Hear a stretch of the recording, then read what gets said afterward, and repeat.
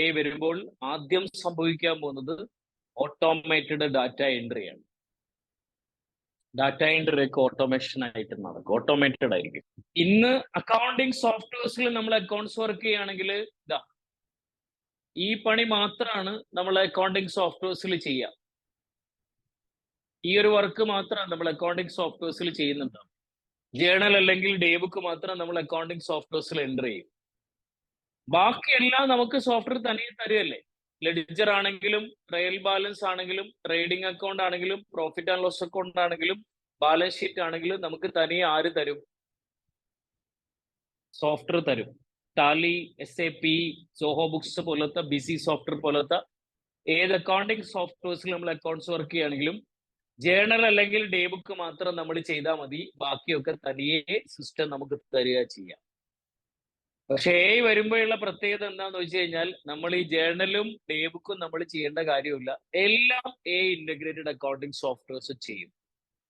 എന്ന് പറഞ്ഞു കഴിഞ്ഞാൽ ജേണലും ലെഡ്ജറും ട്രയൽ ബാലൻസും ട്രേഡിംഗ് അക്കൗണ്ടും പ്രോഫിറ്റ് ആൻഡ് ലോസ് അക്കൗണ്ടും ബാലൻസ് ഷീറ്റും എല്ലാം ഓട്ടോമേറ്റഡ് ആണ്, നമ്മൾ ഒന്നും ചെയ്യേണ്ട കാര്യമില്ല.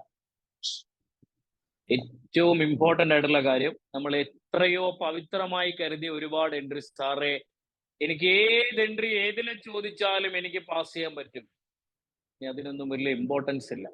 ഒന്നാമത്തെ കാര്യം, നമ്മുടെ ബാങ്ക് അക്കൗണ്ടും നമ്മുടെ എ ഇന്റഗ്രേറ്റഡ് അക്കൗണ്ടിങ് സോഫ്റ്റ്വെയർസും ലിങ്ക്ഡ് ആണ്. അപ്പൊ എന്താ സംഭവിക്കാന്നറിയോ? നമ്മളുടെ ബാങ്കിൽ നടക്കുന്ന ഓരോ ട്രാൻസാക്ഷൻസും നമ്മുടെ A integrated accounting softwares automatic ആയിട്ട് ക്യാപ്ചർ ചെയ്തിട്ട് അതിന്റെ എൻട്രി തനിയെ സോഫ്റ്റ്വെയർ പാസ് ചെയ്യും. നമ്മുടെ ബാങ്കിൽ വരുന്ന ഓരോ റെസിപ്റ്റും ഓരോ പേയ്മെന്റും, ബാങ്കിലൂടെ വരുന്ന ഓരോ ഡെപ്പോസിറ്റും ഓരോ വിഡ്രോവലും അത് എന്താണെന്നുള്ളത് കൃത്യമായിട്ടും നമ്മുടെ എക്ക് ക്യാപ്ചർ ചെയ്യാൻ പറ്റും. എന്നിട്ട് അതിന്റെ ബേസിൽ കറക്റ്റ് ആയിട്ടുള്ള എൻട്രി, നമ്മളിപ്പോ സാലറി കൊടുക്കുമ്പോൾ എഴുതുന്ന എൻട്രി പോലെ റെന്റ് കൊടുക്കുമ്പോൾ, അഡ്വർടൈസ്മെന്റ് കൊടുക്കുമ്പോൾ, പർച്ചേസ് ചെയ്യുമ്പോൾ സെയിൽസിന്റെ സമയത്തുള്ള എൻട്രി, പർച്ചേസ് റിട്ടേണിന്റെ സമയത്തുള്ള എൻട്രി, സെയിൽസ് റിട്ടേണിന്റെ സമയത്തുള്ള എൻട്രി, ഇങ്ങനെ നമ്മൾ ഓരോ ട്രാൻസാക്ഷൻസും നമ്മൾ ഇന്ന് അക്കൗണ്ടിങ് സോഫ്റ്റ്വെയർസിൽ ചെയ്യുന്നുണ്ടെങ്കിൽ അത് ഓട്ടോമാറ്റിക് ആയിട്ട് നമ്മുടെ സോഫ്റ്റ്വെയർസ് അങ്ങ് ചെയ്യും. അപ്പൊ അടുത്ത ക്വസ്റ്റ്യൻ, സാറേ എല്ലാം ബാങ്ക് ട്രാൻസാക്ഷൻസ് ആവുമോ? ആവില്ല. എല്ലാം ബാങ്ക് ട്രാൻസാക്ഷൻസ് ആവില്ല. അപ്പൊ പിന്നെന്തായിരിക്കും? ചിലതൊക്കെ ക്രെഡിറ്റ് ആയിരിക്കും, ചിലതൊക്കെ ക്യാഷ് ആയിരിക്കും. അപ്പൊ ക്രെഡിറ്റ് ട്രാൻസാക്ഷൻസ് ഒക്കെ ആണെങ്കിൽ അവിടെ ബാങ്കിലൂടെ ഒന്നും പോകുന്നില്ലല്ലോ. അപ്പോ നമ്മളെ സോഫ്റ്റ്വെയർസിൽ എന്തുണ്ട്? ഏറ്റവും പ്രധാനപ്പെട്ട ഒരു കോൺസെപ്റ്റ് അവിടെയുണ്ട്. എന്ന് പറഞ്ഞു കഴിഞ്ഞാൽ നമ്മുടെ എ സിസ്റ്റമായിട്ട് കണക്ട് ചെയ്തിട്ട് ഒരു മൈക്രോഫോൺ, ആ മൈക്രോഫോണിൽ നമ്മൾ ജസ്റ്റ് ഒരു വോയിസ് ഓവർ കൊടുത്താൽ എന്താണ് നമ്മുടെ ബിസിനസ്സിൽ നടക്കുന്നത് എന്നതിനെ കുറിച്ചുള്ള ജസ്റ്റ് ഒരു വോയിസ് ഓവർ കൊടുത്താൽ, ആ വോയിസ് ഓവർ കൊടുത്താൽ നമ്മുടെ സോഫ്റ്റ്വെയർസിന് അറിയുന്ന ലാംഗ്വേജിലാണ് നമ്മൾ വോയിസ് ഓവർ കൊടുക്കുന്നത് എങ്കിൽ സോഫ്റ്റ്വെയർസിന് കൃത്യമായിട്ട് മനസ്സിലാകും ആ ട്രാൻസാക്ഷൻസ് എന്താണെന്ന്. നമ്മൾ കയറിയിട്ട് അടിക്കേണ്ട കാര്യമൊന്നുമില്ല. ദെൻ OCR എന്ന് പറയുന്ന ഒരു കോൺസെപ്റ്റ് ഉണ്ട്. ഇതിന്റെ ഏറ്റവും പ്രധാനപ്പെട്ട പ്രത്യേകത, ഒരു ഇമേജ് നമ്മളെ സോഫ്റ്റ്വെയർസിൽ വന്നാൽ ആ ഇമേജ് കൃത്യമായിട്ടും ആ ഇമേജിലുള്ള ഡാറ്റ കൃത്യമായിട്ടും അനലൈസ് ചെയ്ത് അതിനെ എക്സ്ട്രാക്ട് ചെയ്തിട്ട് അതിന്റെ എൻട്രി എന്താന്നുള്ളത് സോഫ്റ്റ്വെയർസിന് ഓട്ടോമാറ്റിക് ആയിട്ട് ക്യാപ്ചർ ചെയ്യാനുള്ള കപ്പാസിറ്റി. എന്ന് പറഞ്ഞു കഴിഞ്ഞാല് നമ്മുടെ സോഫ്റ്റ്വെയർസിൽ നമ്മളൊരു ഇൻവോയ്സിന്റെ പിക്ചർ ജസ്റ്റ് ഒന്ന് കൊടുത്തു കഴിഞ്ഞാൽ OCR ടെക്നോളജി ഉപയോഗിച്ചുകൊണ്ട് നമ്മളെ സോഫ്റ്റ്വെയർസ് അത് കൃത്യമായിട്ടും ക്യാപ്ചർ ചെയ്തിട്ട് അതിലെ ഇൻഫർമേഷൻ അങ്ങ് എക്സ്ട്രാക്ട് ചെയ്യും, ഓരോ ഡാറ്റ എന്താന്നുള്ളത്. എന്നിട്ട് അതിന്റെ കാര്യങ്ങൾ കൃത്യമായിട്ട് മനസ്സിലാക്കിയിട്ട് നമ്മളെ സോഫ്റ്റ്വെയർസ് അങ്ങ് പാസ് ചെയ്യുമ്പോൾ നമ്മൾ പോലും ചിന്തിക്കാത്ത പല കാര്യങ്ങളും നമ്മളെ സോഫ്റ്റ്വെയർസ് നമുക്ക് ചെയ്തു തരും. രണ്ടാമത്തെ ഏറ്റവും ഇമ്പോർട്ടൻ്റ് ആയിട്ടുള്ള കാര്യം, നല്ലപോലെ നോട്ട് ചെയ്ത് വെച്ചു, വെരി വെരി സീരിയസ് പോയിന്റ്. രണ്ടാമത്തെ ഏറ്റവും പ്രധാനപ്പെട്ട കാര്യം സ്മാർട്ട് എക്സ്പെൻസ് മാനേജ്മെന്റ് ആണ്. എന്താ ഈ സ്മാർട്ട് എക്സ്പെൻസ് മാനേജ്മെന്റ് എന്ന് പറഞ്ഞു കഴിഞ്ഞാൽ, ഇപ്പം പല കമ്പനികളും മാർക്കറ്റിൽ നിന്ന് പ്രയാസം അനുഭവിക്കുന്നത് അവരുടെ ബിസിനസ്സിൽ എക്സ്പെൻസ് മാനേജ്മെന്റ് പ്രോപ്പർ അല്ല എന്നുള്ളതിലല്ലേ. സിസ്റ്റം വന്നു കഴിഞ്ഞാൽ എക്സ്പെൻസ് മാനേജ്മെന്റ് സിസ്റ്റം വളരെ സ്മാർട്ട് ആയിരിക്കും. ഒന്ന് സ്ട്രീം ലൈൻഡ് എക്സ്പെൻസ് ട്രാക്കിംഗ് ആയിരിക്കും. സ്ട്രീം ലൈൻഡ് എക്സ്പെൻസ് ട്രാക്കിംഗ് എന്ന് പറഞ്ഞു കഴിഞ്ഞാൽ അൺവാണ്ടഡ് എക്സ്പെൻസുകൾ ഏതൊക്കെയാണെന്നുള്ളത് കൃത്യമായിട്ട് മെഷീൻസിന് ഐഡന്റിഫൈ ചെയ്യാൻ പറ്റും. കാരണം നമ്മൾ മെഷീൻസിൽ എന്ത് കൊടുക്കുന്നറിയോ? നമ്മുടെ കമ്പനിയുടെ കൃത്യമായ ഗൈഡ് ലൈൻസ് കൊടുത്തിട്ടുണ്ടാവും. ഇന്ന എക്സ്പെൻസുകൾ ഇപ്പോ നമ്മളെ കമ്പനിയുടെ കൃത്യമായ എന്താ പറയാ പോളിസീസും ഗൈഡ് ലൈൻസും ഒക്കെ നമ്മുടെ സോഫ്റ്റ്വെയർസിൽ ഡീഫോൾട്ട് ആയിട്ട് നമ്മൾ കൊടുത്തു കഴിഞ്ഞാൽ അൺവാണ്ടഡ് ആയിട്ടുള്ള എക്സ്പെൻസുകളെ കൃത്യമായിട്ട് നമ്മളെ സോഫ്റ്റ്വെയർസ് ഐഡന്റിഫൈ ചെയ്യും. എന്നിട്ട് നമ്മളെ ബിസിനസ്സിൽ ഏറ്റവും ആവശ്യമായിട്ടുള്ള എക്സ്പെൻസുകളെ കൃത്യമായിട്ട് മനസ്സിലാക്കി ആ എക്സ്പെൻസുകൾ മാത്രം പിന്നീട് നിലനിർത്താൻ ട്രൈ ചെയ്യുകയും അൺവാണ്ടഡ് എക്സ്പെൻസുകൾ കംപ്ലീറ്റ് ഒഴിവാക്കാൻ വേണ്ടിയുള്ള സ്റ്റെപ്സ് ആര് തന്നെ തന്നോളും, നമ്മുടെ സോഫ്റ്റ്വെയർസ് നമുക്ക് തരും. ഇത് മനുഷ്യന് പോസിബിൾ അല്ല. ഇത്രയും ഹ്യൂജ് ഡാറ്റാസ് ഒരു വലിയ കമ്പനി ആണെങ്കിൽ അതാണ് ഇന്ന് എക്സ്പെൻസ് ട്രാക്കിംഗ് സിസ്റ്റം പ്രോപ്പർ അല്ലാത്തതാണ് പല കമ്പനീസും നേരിടുന്ന വലിയ പ്രശ്നം അല്ലേ. 16 കോടി 50 കോടി 100 കോടിയൊക്കെ ടോട്ടൽ റവന്യൂ ഉണ്ട്, ടോട്ടൽ ടേൺ ഓവർ ഉണ്ട്. പക്ഷേ ആ കമ്പനിക്ക് നെറ്റ് പ്രോഫിറ്റ് ഉള്ളത് വെറും 2 കോടി 3 കോടിയുള്ളൂ. 50 കോടി ടേൺ ഓവറുള്ള കമ്പനിക്ക് 3-4 കോടിയെ നെറ്റ് പ്രോഫിറ്റ് ഉള്ളൂ. ബാക്കിയുള്ളതൊക്കെ എന്തായി പോയി? കംപ്ലീറ്റ് എക്സ്പെൻസ് ആയിട്ട് പോയി. എന്തോ കാര്യം? ആ ബിസിനസ്സിൽ പ്രോപ്പർ എക്സ്പെൻസ് ട്രാക്കിംഗ് സിസ്റ്റം ഇല്ല.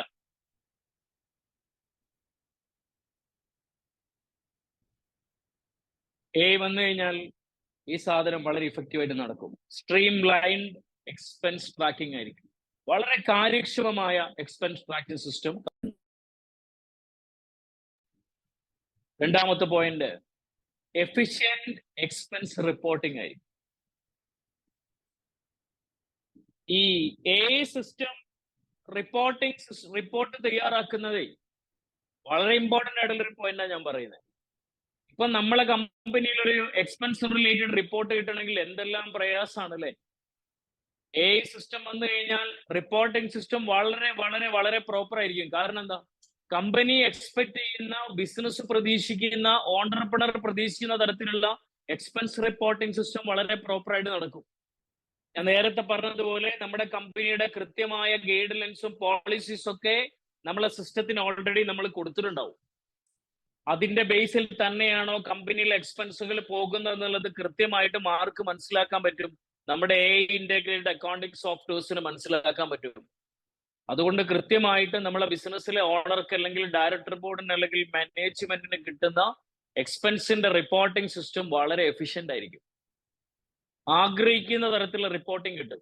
ഏത് തരത്തിലുള്ള റിപ്പോർട്ടാ വേണ്ടത്? ഡീറ്റെയിൽഡ് വേണോ? ഡീറ്റെയിൽഡ് ഞൊടിയിടിയിൽ കിട്ടും. ഇന്ന ഏരിയയിലെ റിപ്പോർട്ടിംഗ് മാത്രം മതിയോ? അത് മാത്രം കിട്ടും. ഓപ്പറേഷണൽ സെഗ്മെന്റിലെ എക്സ്പെൻസ് മാത്രം മതിയോ? അത് റിലേറ്റഡ് റിപ്പോർട്ട് കിട്ടും. ഫിനാൻഷ്യൽ ആക്ടിവിറ്റീസ് റിലേറ്റഡ് ആയിട്ടുള്ള റിപ്പോർട്ടിംഗ് മാത്രം മതിയോ? അത് സാധനം കിട്ടും. ഇൻവെസ്റ്റിംഗ് റിലേറ്റഡ് എക്സ്പെൻസ് റിലേറ്റഡ് ആയിട്ടുള്ള റിപ്പോർട്ടിംഗ് വേണോ? അത് മാത്രം കിട്ടും. സിമ്പിൾ ആയിട്ട് പറഞ്ഞു കഴിഞ്ഞാൽ ഓരോ പർട്ടിക്കുലർ ഏരിയ വൈസ് വേണമെങ്കിൽ അങ്ങനെ, ഡീറ്റെയിൽഡ് വേണമെങ്കിൽ അങ്ങനെ, ഏത് ആംഗിളിലാണോ നമുക്ക് റിപ്പോർട്ടിംഗ് വേണ്ടത് ആ റിപ്പോർട്ടിംഗ് വളരെ സിസ്റ്റത്തിൽ വളരെ ഫാസ്റ്റ് ആയിട്ട് എഫിഷ്യന്റ് ആയിട്ട് ഞൊടിയിടിയിൽ നമുക്ക് കിട്ടും.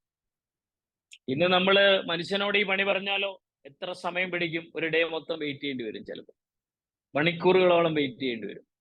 ഈ സിസ്റ്റം വന്നു കഴിഞ്ഞാൽ എല്ലാം ഞൊടിയിടിയിൽ നടക്കും. പണി പോവും. നല്ലോണം പഠിച്ചോളൂ. സിസ്റ്റം വന്നു കഴിഞ്ഞാൽ നമ്മളിപ്പോ വരുന്ന വലിയ സംഭവമാക്കി കാണുന്ന പല സാധനങ്ങളും പോവും. Real time insight and analytics ആണ്. എന്ന് പറഞ്ഞു കഴിഞ്ഞാൽ ധാരാളം കോസ്റ്റ് സേവിങ് ഓപ്പർച്യൂണിറ്റീസ് ഐഡന്റിഫൈ ചെയ്യും. കോസ്റ്റ് സേവ് ചെയ്യാൻ പറ്റുന്ന ധാരാളം ഓപ്പർച്യൂണിറ്റീസ് നമ്മളെ സോഫ്റ്റ്വെയർസ് നമുക്ക് എന്ത് ചെയ്ത് തരും? ഐഡന്റിഫൈ ചെയ്ത് തരും. അതുകൊണ്ട് തന്നെ നമുക്ക് കോസ്റ്റ് കൂടുതലുള്ള കാര്യമാണ്, അൺവാണ്ടഡ് ആണ്. മാത്രമല്ല കോസ്റ്റ് സേവ് ചെയ്യാൻ പറ്റുന്ന അവസരങ്ങൾ ഇഷ്ടം പോലെ നമുക്ക് സിസ്റ്റം പറഞ്ഞു തരും. ഇന്ന ഏരിയയിൽ പോയി കഴിഞ്ഞാൽ കോസ്റ്റ് സേവ് ചെയ്യാൻ പറ്റും, ഇത്ര എക്സ്പെൻസ് നമുക്ക് ലാഭിക്കാം, ഇത്ര എക്സ്പെൻസുകൾ ആവശ്യമില്ലാത്ത എക്സ്പെൻസ് ആയിരിക്കുന്നൊക്കെ നമുക്ക് ആര് തന്നെ പറഞ്ഞു തരും? വോയിസ് ഓവർ വെച്ചുകൊണ്ട് നമുക്ക് സോഫ്റ്റ്വെയർ തരും. മനുഷ്യൻ പറഞ്ഞു തരുന്നത് പോലെ നമുക്ക് സോഫ്റ്റ്വെയർ തരും. Real time insight and analytics എന്ന് പറഞ്ഞു കഴിഞ്ഞാൽ ഏറ്റവും പ്രധാനപ്പെട്ട പോയിന്റ് അതാണ്. പിന്നെയോ ഈ പറയുന്ന negotiate better deal with wonders എന്നുള്ളതാണ്. ഇതുമായിട്ട് കണക്ട് ചെയ്ത് ഏറ്റവും പ്രധാനപ്പെട്ട, ഞാൻ റിസർച്ച് ചെയ്തപ്പോൾ കിട്ടിയ ഏറ്റവും പ്രധാനപ്പെട്ട പോയിന്റ്, വെണ്ടേഴ്സുമായിട്ട് നെഗോസിയേഷൻ നടത്തും നമ്മുടെ സോഫ്റ്റ്വെയർസ്. നമ്മൾ പർച്ചേസ് ചെയ്യുന്ന പാർട്ടികളുമായിട്ട് നമുക്ക് നെഗോസിയേഷനും ബാർഗൈനിങ് ഒക്കെ ആര് നടത്തിക്കോളും? സോഫ്റ്റ്വെയർസ് നടത്തിക്കോളും.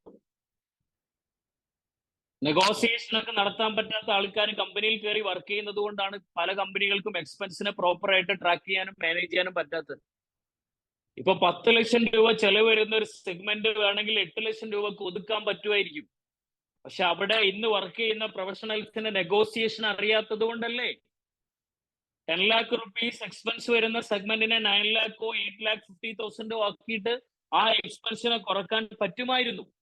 അങ്ങനെ പറ്റണമെന്നുണ്ടെങ്കിൽ ആ പ്രൊഫഷണൽ ആയിട്ട് വർക്ക് ചെയ്യുന്ന മനുഷ്യന് എന്തറിയണം? നെഗോസിയേഷനും ബാർഗൈനിങ്ങും അറിയണം. എന്നാൽ ഈ പറയുന്ന ആര് വന്നാൽ, AI സിസ്റ്റം വന്നു കഴിഞ്ഞാൽ വെൻഡേഴ്സുമായിട്ട് നെഗോസിയേഷൻ വളരെ സിമ്പിൾ ആയിട്ട് പോസിബിൾ ആയിരിക്കും.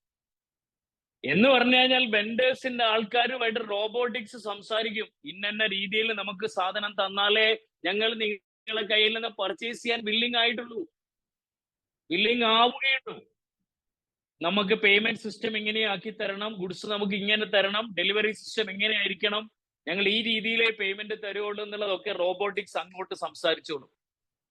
അപ്പൊ കയറി മടിയനായ, ഇമോഷണലി അപ്സെറ്റ് ആയി കിടക്കുന്ന അക്കൗണ്ടിങ് പ്രൊഫഷണൽസിനെ ഒന്നും ഡിപ്പെൻഡ് ചെയ്യേണ്ട ആവശ്യം ബിസിനസ്സുകാരന് ഇല്ല. പണി പോവും. സോ AI വന്നു കഴിഞ്ഞാൽ real time insight and analytics വളരെ സിമ്പിൾ ആയിട്ട് നടക്കും. എക്സ്പെൻസ് ട്രാക്കിംഗ് വളരെ സിമ്പിൾ ആയിരിക്കും. എൻഹാൻസ്ഡ് ഡാറ്റ സെക്യൂരിറ്റി ആണ്. ഡാറ്റ സെക്യൂരിറ്റി വളരെ പവർഫുൾ ആയിരിക്കും. എന്ന് പറഞ്ഞു കഴിഞ്ഞാൽ എന്താണെന്നറിയോ, ധാരാളം സെക്യൂരിറ്റി പ്രോട്ടോകോൾ ചെയ്യുന്നുണ്ട്. ഇഷ്ടം പോലെ സെക്യൂരിറ്റി പ്രോട്ടോകോൾ സിസ്റ്റം എവിടെയുണ്ട്? AI സിസ്റ്റത്തിലുണ്ട്. ഈ ഫിനാൻഷ്യൽ ഇൻഫർമേഷൻ പ്രൊട്ടക്ട് ചെയ്യാൻ വേണ്ടി ധാരാളം പ്രോട്ടോകോൾ യൂസ് ചെയ്യുന്നുണ്ട്. ഇഷ്ടം പോലെ പ്രോട്ടോകോൾ AI യൂസ് ചെയ്യുന്നുണ്ട്. അതുകൊണ്ട് തന്നെ നമ്മളെ ഫിനാൻഷ്യൽ ഡാറ്റ അത്രയ്ക്കും സെക്യൂർ ആയിരിക്കും. എവിടെയും ഡാറ്റ ചോർച്ച ഉണ്ടാവില്ല. നമ്മളെ കോമ്പറ്റീറ്റേഴ്സിനോ നമ്മളിലെ പല കാര്യങ്ങളും എവിടേക്കും പോകൂല. നമ്മളെ ഡാറ്റാസ് ഒക്കെ അത്രയും സെക്യൂർ ആയിരിക്കും. കാരണം ഫിനാൻഷ്യൽ ഡാറ്റ സെക്യൂരിറ്റി സിസ്റ്റം നടപ്പിലാക്കാൻ വേണ്ടി AI ധാരാളം പ്രോട്ടോകോൾ യൂസ് ചെയ്യുന്നുണ്ട്. അതുകൊണ്ട് നമ്മളെ ഡാറ്റാസ് ഒക്കെ അത്രയും സെക്യൂർ ആയിരിക്കും. മനുഷ്യനാണെങ്കിൽ ഡാറ്റയൊന്നും അത്ര സെക്യൂർ അല്ലല്ലോ. നമ്മളെ ഒരു ക്രെഡിബിൾ ആയ ഇൻഫർമേഷനും പുറത്തേക്ക് പോകില്ല. ഒന്ന് ആലോചിച്ച് നോക്കിയേ, ഈ സിസ്റ്റം വരുമ്പോൾ മനുഷ്യന്മാരെ ഏതെങ്കിലും മുതലാളി, ഏതെങ്കിലും ഓണറെ ഡിപ്പെൻഡ് ചെയ്യോ? കുറച്ച് ഫണ്ട് ഇൻവെസ്റ്റ് ചെയ്താൽ എന്താ, ഈ സിസ്റ്റം ആയിരിക്കും എല്ലാ കമ്പനികളും അപ്ലൈ ചെയ്യാൻ പോകുന്നത്. പഠിച്ചേ പറ്റൂ, പിടിച്ചു നിൽക്കണം എന്നുണ്ടെങ്കിൽ. Improved accuracy in data entry and categorisation. Data entry pass ചെയ്യുമ്പോൾ ഒരിക്കലും അവിടെ തെറ്റ് വരാനുള്ള സാധ്യത വളരെ കുറവായിരിക്കും. മനുഷ്യൻ ചെയ്യുമ്പോൾ ഒരുപക്ഷെ ഒരുപാട് തെറ്റുകളൊക്കെ സംഭവിക്കാം. ഇന്നാക്യുറേറ്റ് ഡാറ്റ ഡിറ്റക്ട് ചെയ്യാൻ പറ്റും AI സിസ്റ്റത്തിലാണെങ്കിലും. അതുപോലെ മിസ്കാൽക്കുലേറ്റഡ് കോസ്റ്റുകളൊക്കെ പെട്ടെന്ന് ഐഡന്റിഫൈ ചെയ്യാൻ പറ്റും. Then fraud incidence reduction. ഈ മനുഷ്യൻ ചെയ്യുമ്പോൾ ഒരുപാട് എന്താ പറയാ, കള്ളത്തരങ്ങൾ സ്വാഭാവികമാണ് അല്ലെ, ഇഷ്ടം പോലെ ഉണ്ടാവും. പക്ഷേ AI ആവുമ്പോൾ ഫ്രോഡ് ഡിറ്റക്ഷൻ വളരെ സിമ്പിൾ ആയിട്ട് നടക്കും. Speed and efficiency. എത്ര പെട്ടെന്ന് നടക്കുന്നറിയോ? വളരെ ഫാസ്റ്റ് ആയിട്ട് നടക്കും എന്നുള്ളത്. റിപ്പീറ്റേറ്റീവ് ആയിട്ടുള്ള വർക്കുകൾ മനുഷ്യൻ ചെയ്യുമ്പോൾ വീണ്ടും അവൻ പണ്ട് ചെയ്ത് അതേപോലെ തന്നെ ചെയ്യും. ഇത് റിപ്പീറ്റേറ്റീവ് ആയിട്ടുള്ള വർക്കുകൾ വളരെ ഫാസ്റ്റ് ആയിട്ട് നടക്കും. ദെൻ എൻഹാൻസ്ഡ് യൂസർ എക്സ്പീരിയൻസ് എന്നുള്ളതാണ്. യൂസർ എക്സ്പീരിയൻസിന്റെ പോയിന്റ് പറയുകയാണെങ്കിലേ, ഇപ്പോ നമ്മുടെ AI സിസ്റ്റം ഗൂഗിൾ മാപ്പുമായിട്ട് ഇന്റഗ്രേറ്റ് ചെയ്തിട്ടുണ്ടാവും. അപ്പൊ നമ്മളെ സെയിൽസ് സ്റ്റാഫ് ഒക്കെ പുറത്തേക്ക് പോകുമ്പോഴേ അവരെവിടേക്ക് പോയി, എപ്പോഴാണ് അവിടെ കയറുന്നത്, ഏത് സ്റ്റാഫ് ഏത് കമ്പനിയിൽ കയറി കാര്യങ്ങൾ ഡാറ്റ എടുക്കുന്നുണ്ട് എന്നുള്ളതൊക്കെ ഒരു സ്റ്റാഫ്, നമ്മളെ അക്കൗണ്ടിങ് സോഫ്റ്റ്വെയർസും നമ്മളുടെ സ്റ്റാഫുകളുടെ ഒക്കെ മൊബൈൽ, ഈ നമ്മളുടെ അക്കൗണ്ടിങ് സോഫ്റ്റ്വെയർസ് കണക്ട് ചെയ്തൊരു മൊബൈൽ ആപ്പ് ഉണ്ടാവും. അത് ഈ പറയുന്ന എല്ലാവരുടെ ഫോണിലും കണക്ട് ചെയ്യും. എന്താ അവരൊക്കെ എന്താ ചെയ്യുന്നതെന്നുള്ളത് കൃത്യമായിട്ട് നമ്മൾ അക്കൗണ്ടിങ് സോഫ്റ്റ്വെയർസ് കൃത്യമായിട്ട് മനസ്സിലാക്കി. ഇപ്പൊ പ്രത്യേകിച്ച് പുറത്തേക്കൊക്കെ പോകാൻ വേണ്ടി നമ്മളൊരു സ്റ്റാഫിനെ വെക്കുന്നുണ്ടെങ്കിൽ അവരെവിടെയാണ് ഇപ്പൊ എത്തിക്കിടക്കുന്നത്, അവരെ കറക്റ്റ് പൊസിഷൻ എന്താന്നുള്ളതൊക്കെ നമ്മുടെ സോഫ്റ്റ്വെയർസിലൂടെ ഈസി ആയിട്ട് കിട്ടും. അവർ പറയുന്ന പല പല കോസ്റ്റുകളും യഥാർത്ഥ കോസ്റ്റ് ആണോ അല്ലേ എന്നുള്ളതൊക്കെ കൃത്യമായിട്ട് നമുക്ക് മനസ്സിലാക്കാൻ പറ്റും എന്നുള്ളതാണ്. ധാരാളം കാര്യങ്ങൾ യൂസർ ഫ്രണ്ട്ലി ആണ്. പല ഡാറ്റാസും നമുക്ക് എളുപ്പത്തിൽ തന്നെ വേണമെങ്കിൽ ഇപ്പോ ഒരു ഇൻഫർമേഷൻ അല്ലെങ്കിൽ ഒരു ഇൻവോയ്സ് നമുക്ക് ഓഫീസിൽ വന്നിട്ട് അക്കൗണ്ടന്റിനെ നോക്കിയിട്ട് അത് അപ്പ് ചെയ്യേണ്ട കാര്യമില്ല. അത് എവിടുന്ന് വേണമെങ്കിലും നമ്മുടെ മൊബൈൽ ആപ്പിലൂടെ ജസ്റ്റ് ഒരു ഫോട്ടോ എടുത്തിട്ട് നമുക്ക് അപ്ലോഡ് ചെയ്ത് കഴിഞ്ഞാൽ നമ്മുടെ അക്കൗണ്ടിങ് സോഫ്റ്റ്വെയർസ് അത് ഈസി ആയിട്ട് ക്യാപ്ചർ ചെയ്തിട്ട് അതിന്റെ എൻട്രി നമ്മുടെ ഓഫീസിൽ നിന്ന് പാസ് ചെയ്യുന്നത് പോലെ വളരെ ഫാസ്റ്റ് ആയിട്ട് അങ്ങ് ചെയ്യും. അപ്പൊ ചുരുക്കി പറഞ്ഞാൽ വളരെ സിമ്പിൾ ആയിട്ട് പറയുകയാണെങ്കിൽ ഈ പറയുന്ന എക്സ്പെൻസ് ട്രാക്കിംഗ് സിസ്റ്റം അല്ലെങ്കിൽ എക്സ്പെൻസ് മാനേജ്മെന്റ് സിസ്റ്റം വളരെ പ്രോപ്പർ ആയിരിക്കും. കയറി പഠിച്ചോളൂ. കാലത്തിനനുസരിച്ച് നമ്മൾ മാറിയില്ലെങ്കിൽ നമ്മളൊക്കെ മാർക്കറ്റിൽ നിന്ന് ഔട്ട്ഡേറ്റഡ് ആവും. നമ്മളെ കയ്യിൽ BCom, MCom, MBA, CA, CMA, CS ഉണ്ടെന്നൊന്നും പറഞ്ഞിട്ട് ഒരു കാര്യമില്ല. എല്ലാം പോകും. ഓഡിറ്റേഴ്സിനൊക്കെ മെയിൻ ആയിട്ട് ഓഡിറ്റിംഗ് പണിയിലൊന്നും ഒരു പണി ഉണ്ടാവില്ല. ജസ്റ്റ് സൈൻ ചെയ്യേണ്ട പണി ഉണ്ടാവുള്ളൂ, ബാക്കിയൊക്കെ മെഷീൻ ചെയ്യും. ഇപ്പൊ നമ്മൾ വലിയ സംഭവമായി കാണുന്ന ഇൻകം ടാക്സിന്റെ return, GST return, TDS filing, TCS filing, OTP മാത്രം അടിച്ചു കൊടുത്തായി, ബാക്കിയൊക്കെ ഈ പറയുന്ന സോഫ്റ്റ്വെയർ തനിയെ ചെയ്യും. GSTR1, GSTR3B, GSTR2B, GSTR2A തനിയെ ചെയ്യും. അപ്പൊ എന്റെ പൊന്നു സാറ് എല്ലാ പണിയും പോയോ? ഒട്ടുമിക്ക എല്ലാ പണിയും പോകും. അപ്പൊ ഇനി നമ്മൾ എന്ത് ചെയ്യണം? നമുക്ക് ചെയ്യാൻ വേറെ കുറെ പണികളുണ്ട്, ഞാൻ പറയാം.